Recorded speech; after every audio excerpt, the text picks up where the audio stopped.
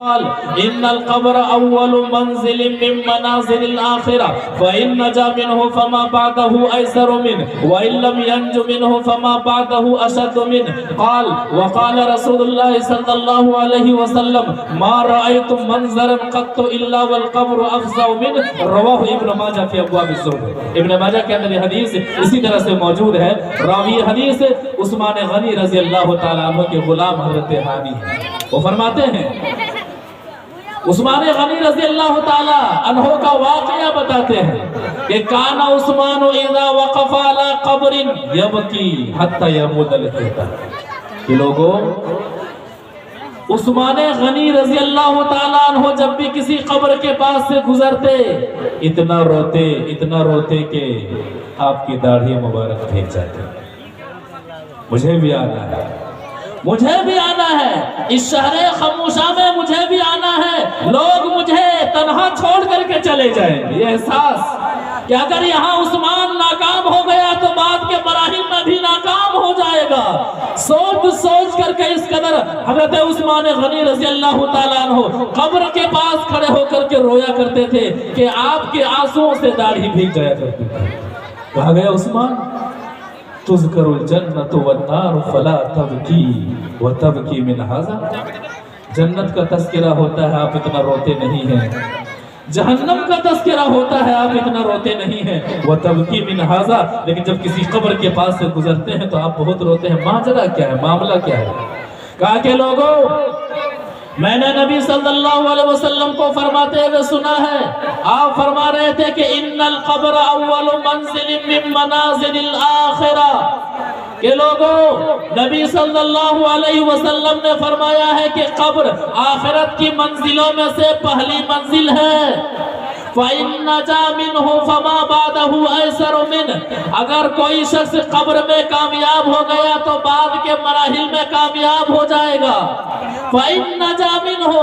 یہ آخرت کی پہلی منزل قبر ہے، یہاں کامیاب ہو گیا تو بعد کے مراحل بھی آسان ہو جائیں گے۔ وَإِن لَمْ يَنْجُ مِنْهُ فَمَا بَعْدَهُ أَشَدُّ مِنْهُ، اور اگر کوئی شخص قبر میں ناکام ہو گیا، قبر میں نامراد ہو گیا، کتنے ایسے مالدار ہیں، درہم و دینار والے ہیں، پیسے والے ہیں، اچھے مکانات والے ہیں، جن کا معاملہ نہ جانے قبر میں کتنا خطرناک ہونے والا ہے، جن کا معاملہ نہ جانے قبر میں کتنا ہولناک ہونے والا ہے، کتنے دنیا میں آن بان اور شان والی زندگی گزارنے والے ہیں، نہ جانے قبر میں معاملہ کتنا خطرناک ہونے والا ہے۔ میرے بھائیوں، ہمیشہ یہ واقعہ یاد رہنا چاہیے کہ عثمان غنی رضی اللہ تعالیٰ عنہ جنتی صحابی ہے، لیکن جب قبر کے پاس سے گزرتے ہیں تو ناکامی کا احساس ستاتا ہے، ناکامی کا احساس انہیں ڈراتا ہے، اور اتنا روتے ہیں کہ رونے کی وجہ سے داڑھی بھیگ جاتی ہے۔ ہم اس قدر ہنستے ہیں، کھلکھلاتے ہیں، اس قدر کھیلتے کودتے رہتے ہیں، ایسا لگتا ہے کہ ہمیں سرٹیفکیٹ مل گئی ہے کہ ہم تو جنتی ہیں، ہم تو جنتی ہیں۔ قبر میں میرا سوال و جواب نہیں ہونے والا ہے۔ وہ جنتی صحابہ ہونے کے باوجود اس قدر آخرت کے تعلق سے پریشان رہا کرتے تھے اور اس قدر رویا کرتے تھے، ایسا لگتا تھا کہ زمین کے اوپر سب سے بڑے گناہگار ہیں، اور ہم گناہگار ہونے کے باوجود قدم قدم پر نبی صلی اللہ علیہ وسلم کی نافرمانیاں کرنے کے باوجود اس قدر آرام سے اور سکون سے زندگی گزارتے ہیں، چین کی نیند اس قدر سوتے ہیں، ایسا لگتا ہے کہ ہمیں جنت کی سرٹیفکیٹ دے دی گئی ہے، ہمیں یہ بتا دیا گیا ہے کہ قبر میں آپ سے کوئی سوال جواب کا معاملہ نہ ہوگا۔ کہا